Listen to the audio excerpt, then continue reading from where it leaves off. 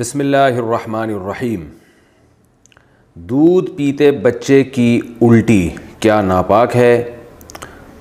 یہ سوال پوچھا ہے جی ام عیسیٰ نے مان صحرا سے۔ دودھ پیتا بچہ اگر ماں کے کپڑوں پر الٹی کر دے تو کیا یہ کپڑے ناپاک ہو جائیں گے؟ دیکھیے، دودھ پیتے بچے کی الٹی اور بڑی عمر کے آدمی کی الٹی کے احکام میں کوئی فرق نہیں ہے۔ اگر منہ بھر کے الٹی ہوئی ہے، یعنی منہ بھر کا مطلب کہ بہت زیادہ الٹی ہوئی ہے اور منہ فل جیسے بھر جاتا ہے، تو چاہے بڑے کی الٹی ہو یا بچے کی الٹی ہو، دونوں ناپاک ہیں۔ اگر وہ یعنی یہ ہتھیلی کی گہرائی جو ہے نا، جو 5 روپے کا آج کل سکہ ہوتا ہے، اس کے بقدر اگر لگی ہوئی ہے تو کپڑا ناپاک ہے، اس سے کم ہے تو شریعت میں معاف ہے وہ۔ اور اگر تھوڑی سی الٹی ہے تو چاہے چھوٹے بچے کی ہو یا بڑے کی ہو، وہ پاک ہے۔ اور عام طور پہ بچوں کو الٹی نہیں ہوتی، ابکائی سی آتی ہے۔ وہ جب دودھ پیتے ہیں تو تھوڑی سی وہ قے کرتے ہیں، وہ الٹی نہیں ہوتی، وہ تو وہی دودھ ہوتا ہے جو اوپر رکھا ہوا ہوتا ہے، وہی ریپیٹ ہو جاتا ہے، تو وہی واپس آ جاتا ہے، تو وہ الٹی نہیں ہے، وہ بالکل پاک ہے، اس میں وہم نہیں کرنا چاہیے۔ فجر کے بعد سونا کیسا ہے؟ فجر کی نماز کے بعد کیا سونا جائز ہے؟ علی صاحب ملیشیا سے۔ اسلاف میں بہت سے حضرات ایسے گزرے ہیں جن سے فجر کے بعد سونے کی ممانعت منقول ہے۔ البتہ قرآن و حدیث میں ایسی کوئی ممانعت نہیں ہے، ایسی کوئی دلیل نہیں ہے جس سے پتہ چلتا ہو کہ فجر کے بعد سونا ناجائز ہے۔ اسلاف اس کو ناپسند کیا کرتے تھے۔ اس لیے کیوں ناپسند کرتے تھے؟ اس لیے کہ اسلام نے جو ہمیں احکام دیے اور فطرت نے جو احکام دیے ہیں، اس سے یہ بہرحال پتہ چلتا ہے کہ یہ کوئی سونے کا ٹائم نہیں ہے۔ دیکھیے، اگر فجر کے بعد اسلام نے ہمیں سلانا ہوتا تو فجر کی نماز میں اٹھاتا کیوں ہمیں اسلام؟ یعنی یہ تو عجیب سی بات ہوئی نا، کسی کو اٹھا کے دوبارہ سلایا جا رہا ہے۔ تو اسلام نے فجر کی نماز رکھی ہے یہ بتانے کے لیے کہ یہ اٹھنے کا ٹائم ہے، اور فطرت بھی یہی کہتی ہے کہ آپ فجر کے بعد نہ سوئیں۔ پرندوں کو دیکھ لیں، جانوروں کو دیکھ لیں آپ کہ پرندے صبح صبح کیسا چہچہانا شروع کر دیتے ہیں، بلکہ مرغا تو تہجد کے وقت سے ہی اذانیں دینا شروع کر دیتا ہے۔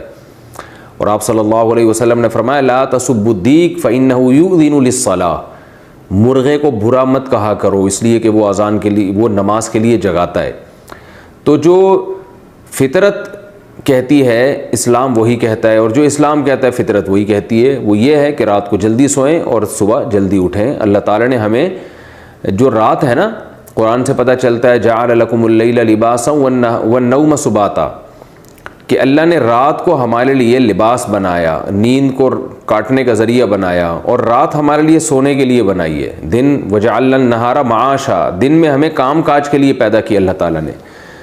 تو یہ غیر فطری بہرحال ہے، اور رسول اللہ صلی اللہ علیہ وسلم نے ترغیب بھی دی ہے کہ صبح اپنے کاموں کا جلدی آغاز کیا جائے۔ حدیث میں آتا ہے، آپ صلی اللہ علیہ وسلم نے فرمایا، صحیح حدیث ہے، بورک لامتی فی بکورہا، فرمایا میری امت کے لیے اللہ نے صبح کے وقتوں میں برکت رکھی ہے۔ صبح کوئی بھی کام شروع کیا جائے گا تو اس میں برکت ہوگی۔ افسوس کے ساتھ کہنا پڑتا ہے کہ بہت سے غیر مسلموں نے اس پر عمل شروع کر دیا۔ چائنا میں آپ دیکھیں لوگ صبح اٹھ جاتے ہیں۔ میں تھائی لینڈ میں تھا، فجر کی نماز کے بعد میں نکلا تو ساری مارکیٹیں کھلی ہوئی تھیں، تو جو کام مسلمانوں کے کرنے کا تھا وہ غیر مسلم کر رہے ہیں۔ ہاں، البتہ یہ ہے کہ جب آپ رات جلدی سوئیں اور صبح جلدی اٹھ جائیں تو پھر دوپہر کو قیلولہ کریں۔ سونے کا ٹائم دوپہر کو ہے، اس کی بہت تاکید ہے قرآن و سنت میں۔ قیلوا فإن الشیطان لا یقیل، آپ صلی اللہ علیہ وسلم نے فرمایا قیلولہ کیا کرو، شیطان قیلولہ نہیں کرتا۔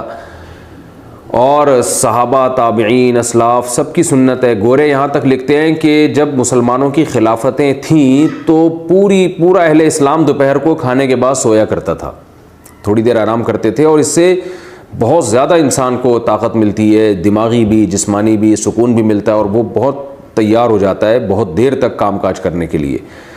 تو جو سونے کا جو نیچرل ٹائم ہے وہ ہے عشاء پڑھتے ہی آپ سو جائیں، اور رات کو بہت جلدی اٹھیں آپ، یعنی 5 6 7 گھنٹے، 5 گھنٹے 6 گھنٹے، کسی کو بہت زیادہ سو لیا تو 7 گھنٹے سو جائے گا، تو 5 6 گھنٹے کی نارملی نیند پوری کرنے کے بعد آپ اٹھ جائیں، اور پھر فجر کی نماز سے 10 15 منٹ پہلے آپ تھوڑی دیر کے لیے ایک شارٹ نیپ جسے کہہ سکتے ہیں، بہت تھوڑی سی دیر آرام وہ کر لیں، وہ بھی سنت ہے۔ یعنی آپ رات بہت جلدی سو گئے، عشاء پڑھتے ہی بہت جلدی رات کو اٹھ گئے آپ، کیونکہ کئی گھنٹوں کی آپ کی نیند پوری ہو جائے گی اگر آپ عشاء کے بعد سوتے ہیں، اور پھر فجر کی نماز سے پہلے آپ تھوڑی دیر، اذان کے بعد نماز سے پہلے 10-15 منٹ آپ تھوڑی دیر ہلکی سی نیند لے لیں، اس سے دوبارہ فریش ہو جائیں گے۔ اس کے بعد پھر آپ دوپہر کو کھانے کے بعد تھوڑی دیر آرام کریں، سوئیں۔ تو یہ جو نیچرل یعنی سونے کی یہ روٹین ہے، تو یہ بہت اس کی یعنی سنت سے بھی ثابت ہے، صحابہ سے بھی، اسلاف سے بھی۔ البتہ یہ کوئی فرض واجب نہیں ہے، کیونکہ بعض لوگوں کی روٹین ایسی ہوتی ہے کہ وہ بیچارے رات کو نہیں سو سکتے، ان کے کام نائٹ ڈیوٹی ہے کسی کی، یا کسی کو اسٹڈی کے لیے فرصت ہی اس ٹائم پہ مل رہی ہے، یا اور کوئی ایسا مسئلہ ہے کسی کے ساتھ، تو اس کا کوئی فرض واجب سے تعلق نہیں ہے۔ تو ایسی کنڈیشن میں اگر کسی کی رات کو نیند پوری نہیں ہو سکتی تو فجر کے بعد بھی وہ سو سکتا ہے، کیونکہ نیند پوری نہ کرنا یہ زیادہ نقصان دہ بنسبت اس کے کہ آپ غلط ٹائم پہ سو کے نیند پوری کر لیں، یہ پھر بھی نسبتاً بہتر ہے، کیونکہ نیند ہی نہیں ہو پھر تو بہت بڑے نقصانات ہو جائیں گے۔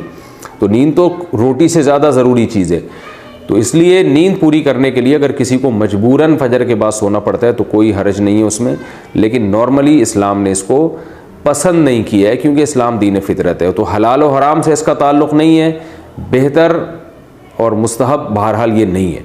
اور آپ صلی اللہ علیہ وسلم کی ترغیب بھی ہے کہ صبح کے وقت میں اللہ تعالیٰ نے میری امت کے لیے برکت رکھی ہے، تو اپنے کاموں کا فجر کے فوراً بعد سے آغاز کر دینا چاہیے، اور وہ وقت ویسے بھی ذکر و تسبیحات کا وقت ہے، یہ ایکسرسائز کریں آپ اس میں۔ 2 سجدوں کے درمیان کون سی دعا ہے؟ ساجد صاحب انڈیا سے پوچھتے ہیں 2 سجدوں کے درمیان جلسے میں کون سی دعا پڑھنی چاہیے؟ نیز جو مشہور دعا ہے اللہم اغفر لی ورحمنی وجبرنی ورزقنی، کیا اسی ترتیب سے آگے پیچھے پڑھ سکتے ہیں؟ اس میں کوئی گناہ تو نہیں ہے؟ جناب ساجد صاحب، میری معلومات کے مطابق جو حدیث میں دعا ثابت ہے اللہم اغفر لی ورحمنی وعافنی وہدنی ورزقنی وجبرنی ورفعنی، تو یہ الفاظ ہیں، تو بہتر یہ کہ جو ترتیب حدیث میں وارد ہوئی ہے اسی ترتیب سے پڑھیں۔ اگر آپ کے علم میں کوئی دوسری روایت ہے جس میں ترتیب مختلف ہے تو اس سے بھی پڑھ سکتے ہیں۔ جتنی روایتیں اس بارے میں وارد ہوئی ہیں اور ان میں جو الفاظ ہیں سب الفاظ کے لحاظ سے آپ پڑھ سکتے ہیں۔ میرا معمول چونکہ ان الفاظ کے ساتھ ہے اس لیے میں یہ الفاظ سے پڑھتا ہوں، اور یہ کیونکہ مجھے حدیث میں یہ الفاظ ملے اللہم اغفر لی ورحمنی وعافنی وہدنی ورزقنی وجبرنی ورفعنی۔